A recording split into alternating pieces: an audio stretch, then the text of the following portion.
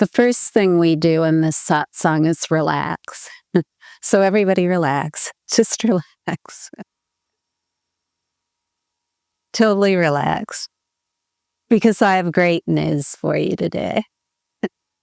I just have the best news there could possibly be. And that is that we all have the same parents. Aren't you glad to know that? We all have the same parents, and our parents are pure space. One indivisible parent, pure space. So as our parents are pure space, we've never been anything other than pure space. Doesn't that make sense? The parents are pure space. The children are pure space. It's all pure space. So just relax, and any awareness that you feel is naturally present, just mingle that awareness. Mingle your awareness with the vast expanse of infinite space. Just blend your awareness with the vast expanse of infinite space without limitation or center. So you've never been anything in particular. So if you're trying to get rid of anything in particular, it won't work because there's never been anything in particular. So, all that is that awareness and all of its dynamic energy, in other words, all of its appearances, are absolutely inseparable. The dynamic energy of awareness is awareness. So if we look at a mountain, it's awareness as a vivid appearance of a mountain. If we look at ourselves in the mirror, it's someone, the vivid appearance of someone. The heart essence of it is awareness. If we look at a dog, awareness as a dog. If we look at another person, awareness is the other person. So there's never been any split or division in pure space. And as long as we're trying to make ourselves into a somebody, it can never happen. It can never happen. We can never make ourselves into a somebody because it's impossible for pure space to be somebody. So, when we take ourselves to be somebody who has biological parents and we only take ourselves to be that alone, then we spend our entire life, every single minute of every single day, of every single week, of every single month, of every single year, for an entire lifetime, trying to be somebody. And no matter how much we try to be somebody, we're never successful. We always feel like we could be a better somebody. Isn't this true? Huh? We always feel like there's that somebody that's just out of reach. And when it comes to spiritual seeking, then, we think, aha, now I'm really going to be somebody. I'm really going to be somebody now. I'm going to be enlightened, then I'll really be somebody. Then I know I'll find it there. I'll really be somebody. So we read books when we approach enlightenment in that way. We read books and we go to teachers who reinforce that idea. There's somebody, first of all, there's somebody who is a somebody, and they're going to make you into a somebody who's enlightened. So you see, if the starting point of any teaching is that there's somebody who needs to be fixed, in other words, somebody who needs to have their thoughts altered, their emotional states altered, their experiences altered in any way whatsoever, then it's just more of making a somebody. And this is the only reason that most teachings never lead to enlightenment, because they're all about working on a somebody that never really existed other than as a vivid appearance of awareness. So, what to do? Well, all we can just do is relax as pure space. In fact, we don't even need to relax. If you just show up here for a while, you'll be convinced, oh, yeah, I guess I never was somebody. So you see, this is, we could call it the death of death. It's the death of birth, the death of life, and the death of death is being somebody who is born, who lives, and who dies. And all of this that I've said so far, it sounds a little philosophical. So now I'll get right down to the brass tacks, the practicality of the matter. And that is that we are naturally present, and we are aware of being naturally present due to our awareness, which is vast as infinite space. So we're aware of our natural presence due to awareness. Awareness is the constant. Awareness is the constant in every perception. And that perception or point of view of being naturally present is the dynamic energy of awareness alone. Awareness is the primary in every point of view. Awareness of being naturally present.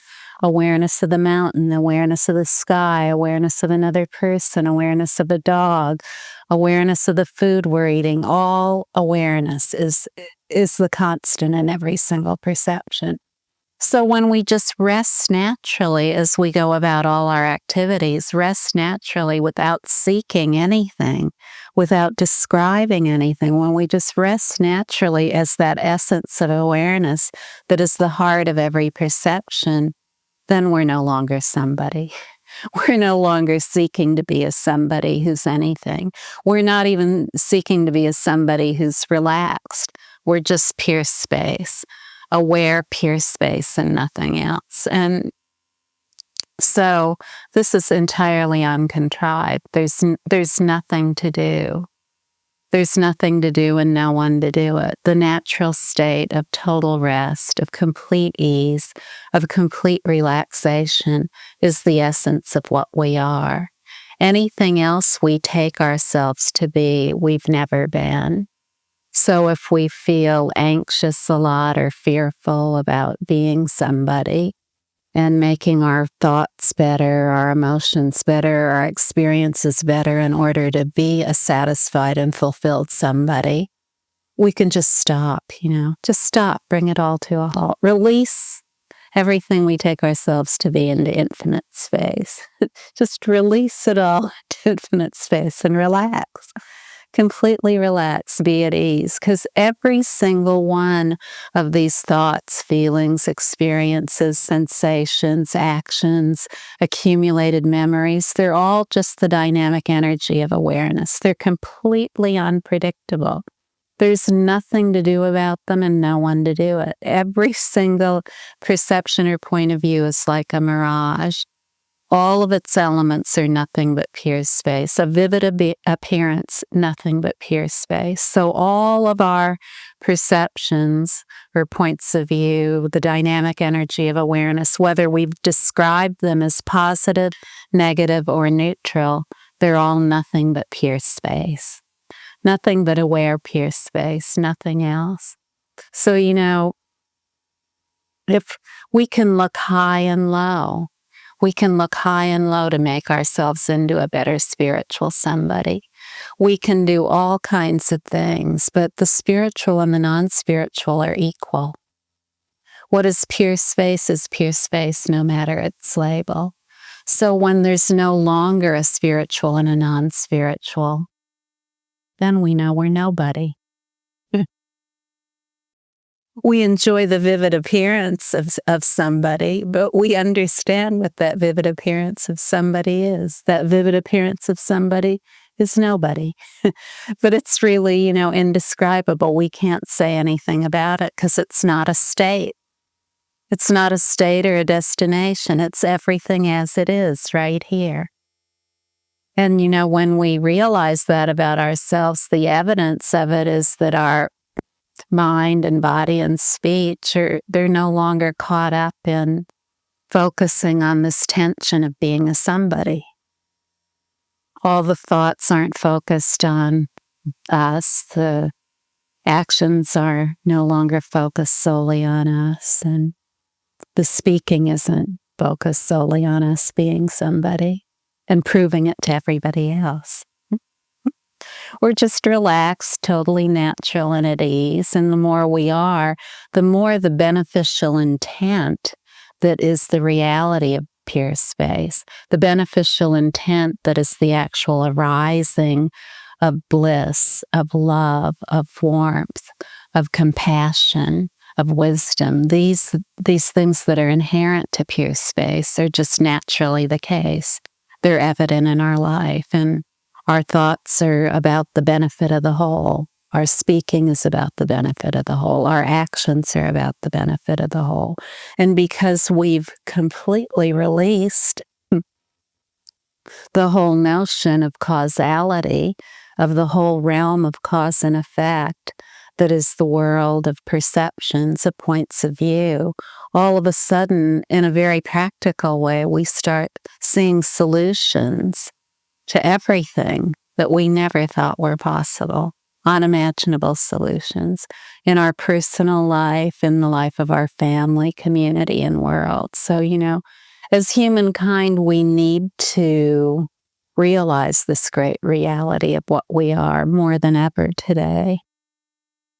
We face myriad difficulties, challenges. We all feel this. We know it's the case. It's unavoidable. If we don't know it's the case, then we've adopted some kind of extreme that takes us out of all-inclusive awareness, because all-inclusive awareness is all-inclusive. It includes everything, not just some kind of blissful, joyful state where we're set out or cut out from everything else. All-inclusive awareness includes all perceptions, no matter what they are, and it has perfect understanding, all-encompassing understanding, indivisible understanding of all perceptions in their sublimeness and in their particularity. So nothing's excluded. Nothing whatsoever is excluded. As long as we're struggling to be somebody, well, we can never know that. We can never tap into it. We always are that, but we just can't tap into it because all the focus of awareness is taken up with being somebody. So, all we can do is relax, no matter what it is. And, if none of these things, meditation, mantra repetition, yoga, all these things, they're not necessary. They're not necessary. Very often they're just trying to make a better somebody. But if we really want these things to be effective, then we need to be completely at rest. And then that which transcends verbal expression really has power.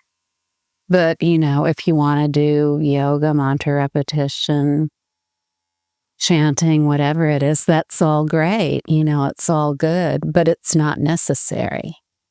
It's not necessary. Pure space is pure space in all its vivid appearances. So if you want to be a software engineer, that's just as effective as mantra repetition.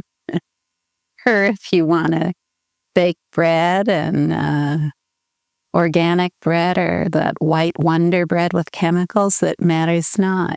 You probably won't be making the white Wonder bread with chemicals long if you're resting naturally. Because you'll want to be a benefit to the whole, so you'll probably start throwing in that organic flour, purified water, and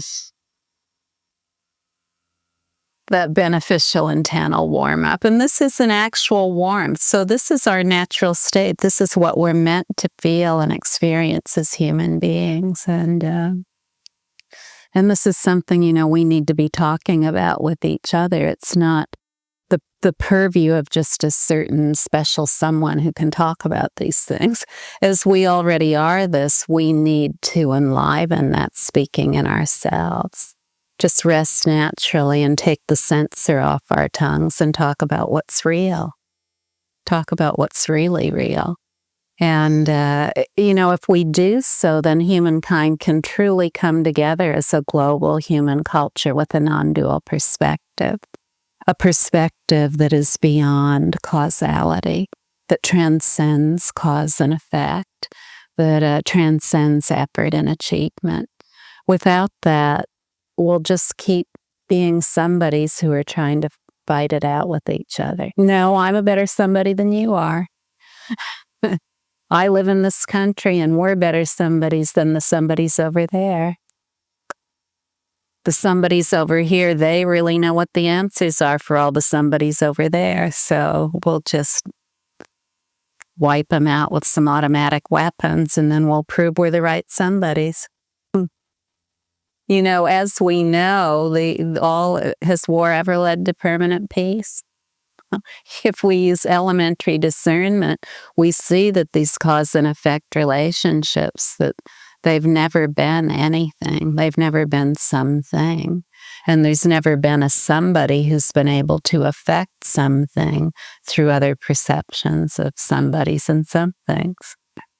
It's just never come to any kind of final resolve. But all perceptions, all points of view are instantaneously resolved in basic space. So if we think all these points of view are real and that they really are something that's affecting something else, we can't realize the reality of pure space that really has all the answers. All the answers. Every single one of the answers. Answers beyond anything imaginable. Just like this talk I'm giving. Or the Great Freedom Teaching. You see, pure space has never been restricted by any ideas about what enlightenment is, or any ideas at all about enlightenment being within the purview of certain elect individuals, or certain elect traditions, or genders, or anything else. Pure space is totally free. Totally free. Completely free as every perception, whether it's traditions, elect individuals, or everybody. Ordinary beings and great beings are equal. Equal in being pure space.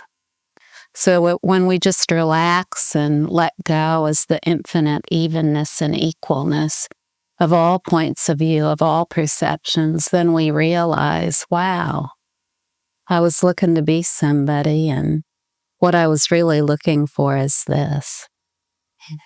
I was looking for pure space. I was looking for the aware pure space I've always been, I am now, and I always will be. Remember